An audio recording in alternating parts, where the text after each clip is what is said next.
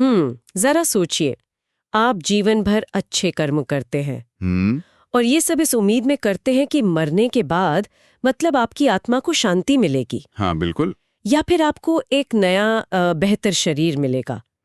ये विचार ना हमें बहुत सुकून देता है कि शरीर भले ही नष्ट हो जाएगा, लेकिन जो मैं हूं वो हमेशा रहूंगी, मेरी आत्मा हमेशा रहेगी। सही बात है। लेकिन क्या हो अगर मैं आज आपसे कहूं कि जिसे आप आत्मा कहते हैं वो असल में है ही नहीं। ओहो।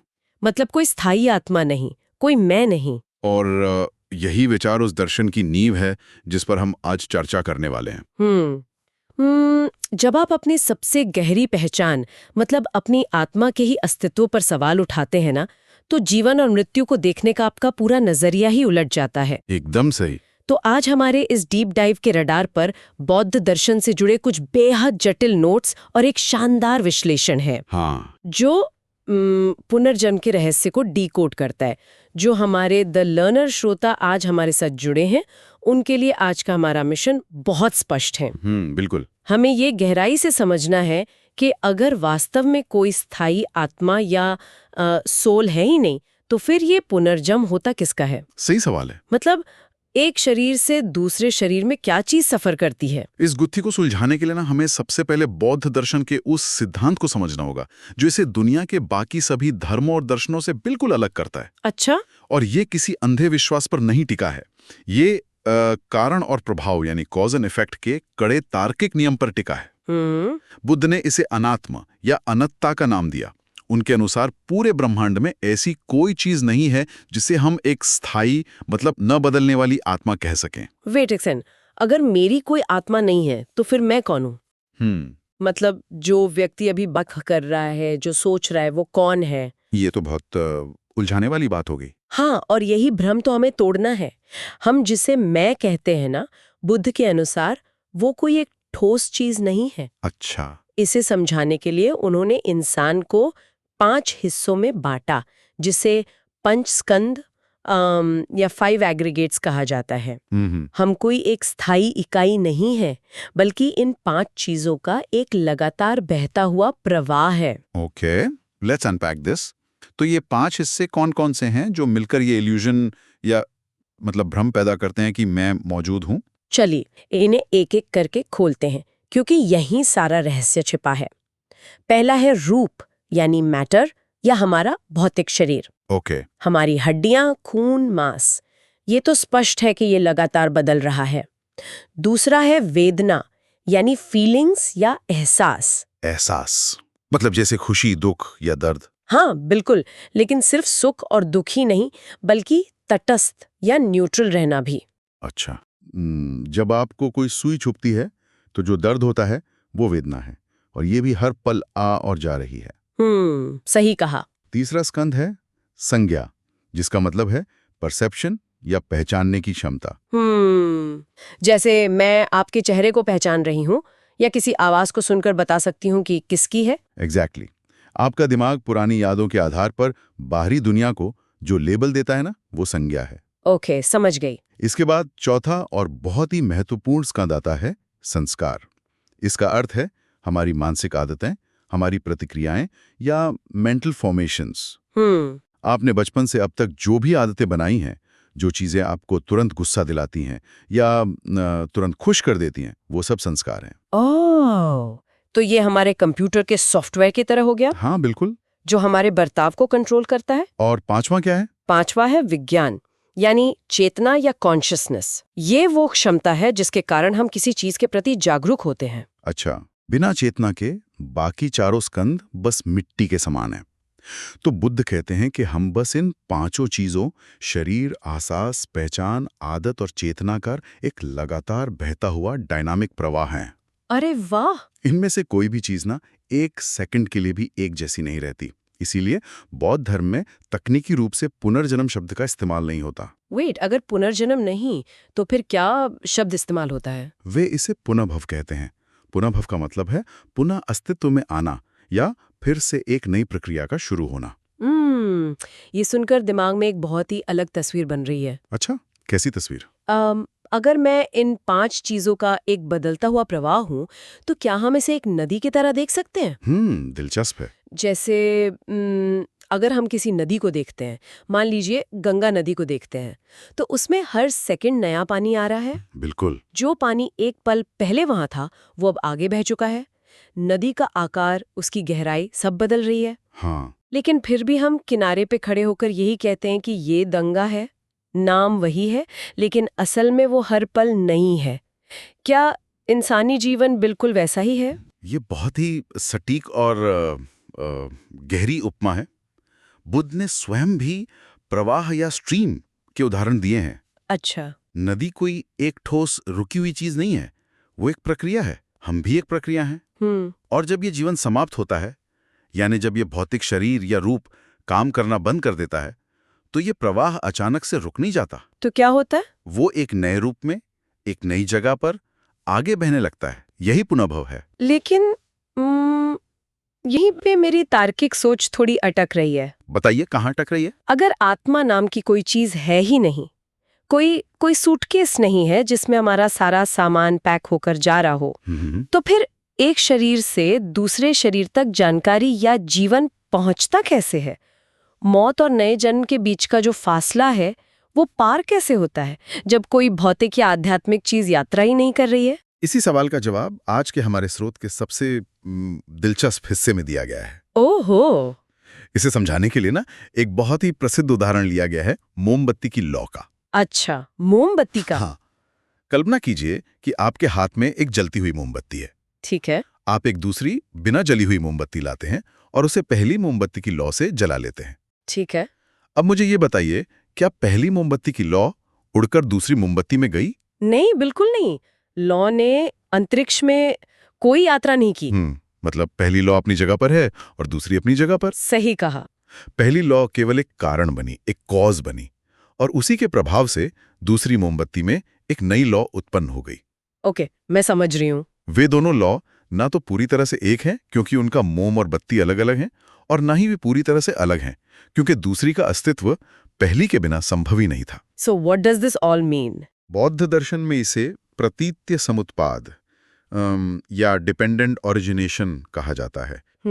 मृत्यु के समय हमारे पुराने शरीर से कोई आत्मा निकलकर नए शरीर में नहीं जाती, बल्कि हमारे जीवन भर के कर्मों, विचारों और इच्छाओं से बनी जो चित्त चेतना की ऊर्जा है, कार्मिक एनर्जी, वो एक नए जन्म का कारण बनती है। अरे वाह! वो ऊर्जा नए शरीर में चेतना को ट्रिगर करती है, ठीक वैसे ही जैसे पहली लौ ने दूसरी को किया। ये सुनकर मुझे आज की तकनीक याद आ रही है। तकनीक? वो कैसे? अगर कुछ भी भौतिक रूप से यात्रा नहीं कर रहा है लेकिन सब कुछ ट्रांसफर हो रहा है, तो क्या ये क्लाउड स्टोरेज या वायरलेस डेटा सिंक जैसा है? वायरलेस डेटा सिंक, ये दिलचस्प है। जरा इसे समझाकर बताइए कि आप इसे कैसे देख रही हैं। देखिए, मान लीजिए मेरा पुराना स्मार्टफोन खराब हो गया। उसकी स्क्रीन टूट गई, मदरबोर्ड जल गया, एक तरह से उसकी मृत्यु हो गई। लेकिन मेरे फोन का सारा डेटा, मेरी आदतें, तस्वीरें, वो सब बैकग्राउंड में क्लाउड पर सिंक हो रहा था। बिल्कुल। अब मैं बाजार से एक नया फोन लाती हूँ।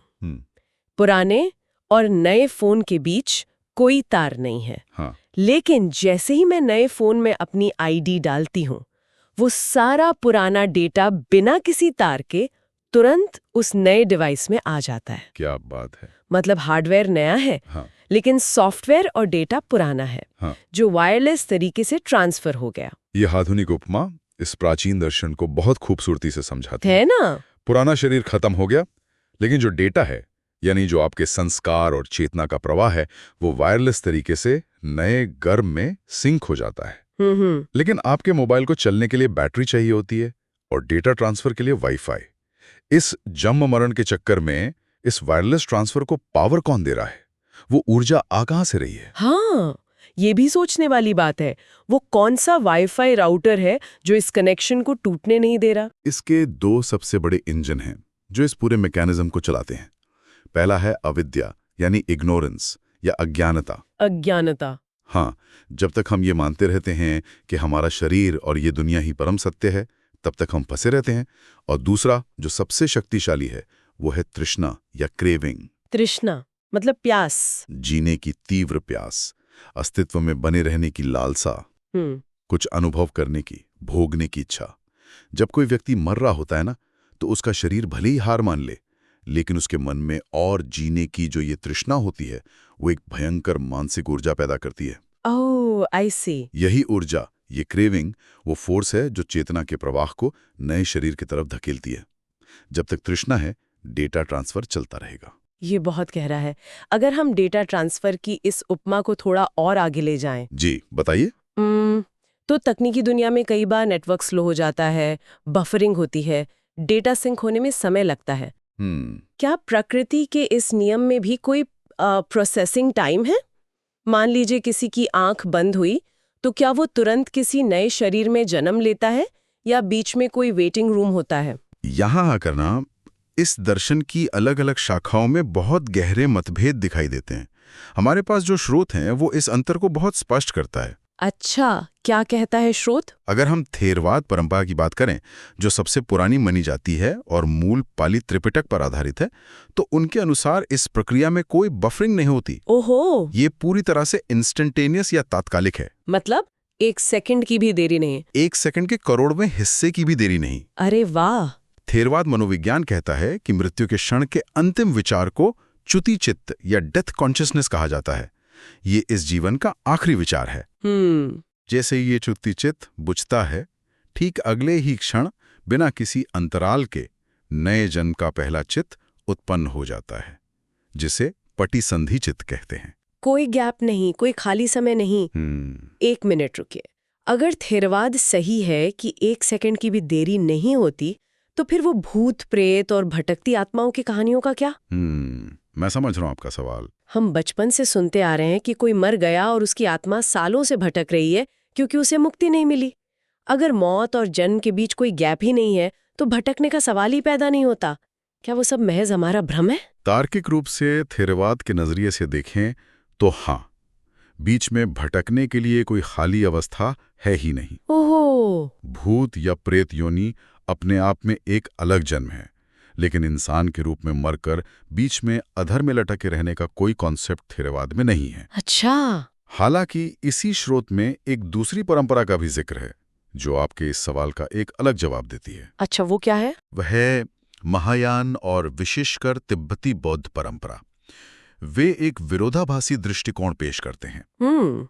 उनका मानना है कि मृत्यु और नए जन्म के बीच एक ट्रांजिशन पीरियड होता है, एक मध्यवर्ती अवस्था होती है, जिसे अंतराभव या तिब्बती भाषा में बार्दो कहा जाता है। ओह, तो ये है वो बफरिंग वाली अवस्था। हाँ, बिल्कुल। उनका मानना है कि जब व्यक्ति मरता है तो चेतना सीधे नए शरीर में नहीं जाती, वो इस बार्दो अवस्था में रहती है, जो कुछ पलों से लेकर अधिकतम 49 दिनों तक चल सकती है। 49 दिन? हाँ, इस अवस्था में चेतना अपने कर्मों के अनुसार एक नए शरीर या नए लोक की तलाश करती है। इस दौरान वह कई तरह के भ्रमों, डरावने या सुखद दृश्यों का अनुभव करती है, जो असल में उसके अपने ही मन की उपज होते हैं। ये बहुत ही दिलचस्प है।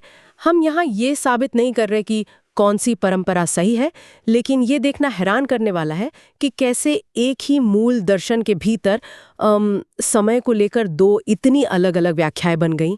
बिल्कुल सही कहा आपने। खैर, चाहे जन्म तुरंत हो या 49 दिन बाद हो, एक बहुत बड़ा सवाल अभी भी अपनी जगह है। कौन सा सवाल? ये कैसे तय होता है कि ये वायरलेस डेटा किस डिवाइस में जाके डाउनलोड होगा?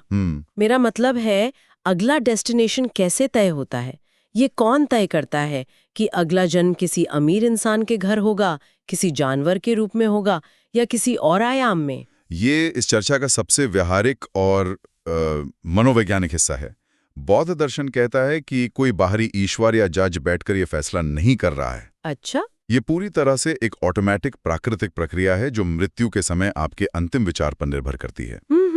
इस अंतिम विचार को मरणासन्न कर्म कहा जाता है। अंतिम विचार? हाँ। मतलब मौत से ठीक पहले मैं क्या सोच रही हूँ, वो मेरा अगला जन्म तय करेगा? हाँ, लेकिन ये कोई ऐसी चीज नहीं है जिसे आप जानबूझकर नियंत्रित कर सकें। ओहो। मृत्यु के समय मन इतना कमजोर होता है कि आपके जीवन भर की सबसे गहरी आदतें ही उस समय हावी होती हैं।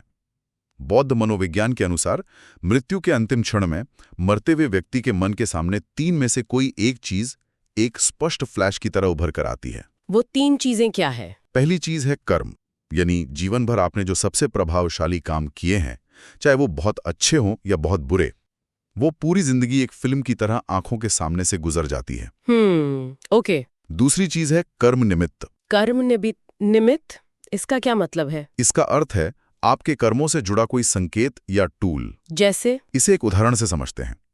मान लीजिए कोई व्यक्ति जीवन भर एक कसाई रहा है, उसने लगातार हिंसा की है, तो हो सकता है अंतिम क्षण में उसे अचानक कोई बड़ा सा चाकू या खून से सना हुआ फर्श दिखाई दे, भले ही वहां कुछ ना हो। ओह गॉड! ये उसका मन उसे दिखा रहा है। वहीं अगर किसी ने जीवन भर मरीजों की निस्वार्थ सेवा की है, तो उसे कोई अस्पताल का बिस्तर, दवाइयां या किसी ठीक हुए मरीज का मुस्कुराता हुआ चेहरा दिखाई दे सकता है। ये तो बहुत ही विजुअल और गहरा अनुभव लग रहा है। और तीसरी चीज है गति निमित्त। ये आपके आने वाले जन्म के लोक का आभास है, आपके अगले डेस्टिनेशन की एक झलक। अच्छा। अगर चेतना किसी उच्च लोक में जाने वाली है, तो उसे सुंदर बगीचे, संगीत या प्रकाश दिखाई दे सकता है।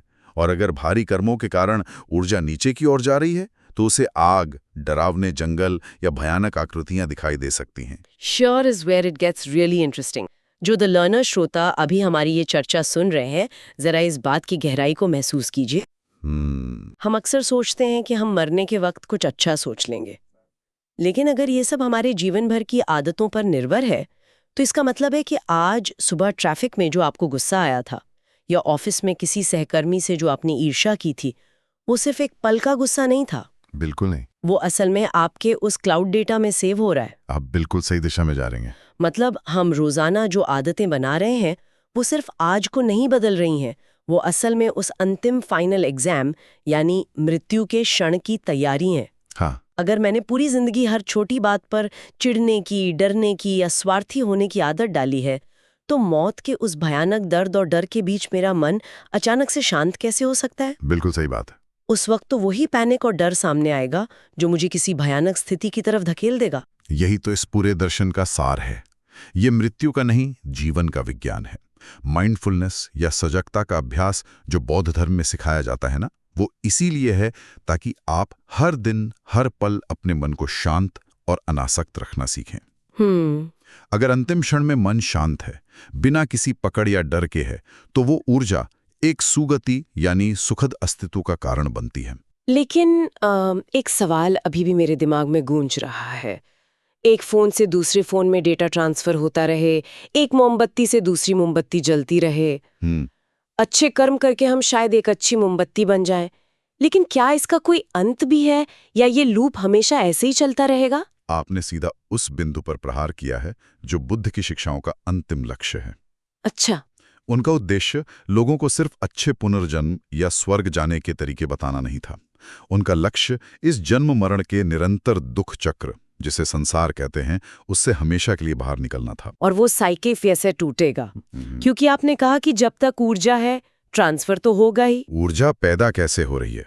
हमने बात की थी अविद्या यानी अज्ञानता और तृष्णा यानी प्यास से। हाँ बिल्कुल। बुद्ध ने सिखाया कि ध्यान और गहरी प्रज्ञा के माध्यम से जब कोई व्यक्ति इस अज्ञानता और जीने की प्यास को जड़ से उखाड़ फेंकता है, तो वो इंजन ही बंद हो जाता है। जब कोई इच्छा, कोई आसक्ति नहीं बचती, तो मृत्यु के समय कोई नई कर्मूर्जा पैदा नहीं होती, मोम खत्म हो जाता है और तब लौ बुझ जाती है। हाँ, और इसी अवस्था को निर्वाण या निब्बाना कहा जाता है। निर्वाण का मतलब किसी जन्नत या स्वर्ग में जाना नहीं है। इसका शाब्दिक अर्थ ही है बुझ जाना, तृष्णा की आग का बुझ जाना। इसके बाद कोई पुनर्जन्म नहीं होता, केवल परम शांति होती है। हमारे आज के स्रोत का समापन भी एक बहुत ही सुंदर और गहरी भावना के साथ हुआ है, भवतु सब्ब मंगलम, जिसका अर्थ है सबका मंगल हो, सबका कल्याण हो। वाकई ये एक ऐसी यात्रा थी जिसने जीवन को देखने का नजरिया ही बदल दिया। आज हमने आत्मा, कर्म और पुनर्जन्म को एक बिल्कुल नए, तार्किक और वैज्ञानिक चश्मे से देखा। और मैं उम्मीद करता हूं कि जो श्रोता हमारे साथ जुड़े हैं, वे इन विचारों को केवल एक थ्योरी की तरह नहीं, बल्कि अपने जीवन के अनुभव के साथ जोड़कर देखेंगे। बिल्कुल। और जाने से पहले अपने सभी श्रोताओं के लिए मैं एक विचार छोड़कर जाना चाहती हूँ। एक ऐसा विचार जो आपको सोचने पे मजबूर कर देगा। जरा इस पर सोचिए। आज हमने सीखा कि कोई स्थायी मैं नहीं है। हर पल हमारी चेतना बदल रही है, हमारे विचार बदल रहे हैं, यहाँ तक कि हमारे शरीर की कोशिकाएं लगातार मर रही हैं और नई बन रही हैं। हाँ। अगर मृत्यु के बाद अगला जन्म सिर्फ ऊर्जा और चेतना का एक नया रूप लेना है, तो क्या इसका मतलब ये नहीं है कि हम सिर्फ 80 साल की उम्र में मरने के बाद ही पुनर्जन्म नहीं ले रहे हैं? बिल्कुल। क्या हम इसी जीवन में हर दिन हर विचार के बदलने के साथ अपनी पुरानी पहचान की एक छोटी सी मृत्यु का अनुभव नहीं कर रहे हैं? आप रात को जो इंसान थे, सुबह उठने पर आप वो नहीं होते। बहुत सही कहा। तो खुद से पूछिए, क्या आप आज सच में वही इंसान है जो आप 10 साल पहले थे? या वो पुराना इंसान बहुत पहले मर चुका है और आज जो आप है वो एक नया जन्म है? इस पर सोचिएगा जरूर। आज के डीप डाइव में बस इतना ही। अगली बार फिर मिलेंगे एक नए रहस्य के साथ।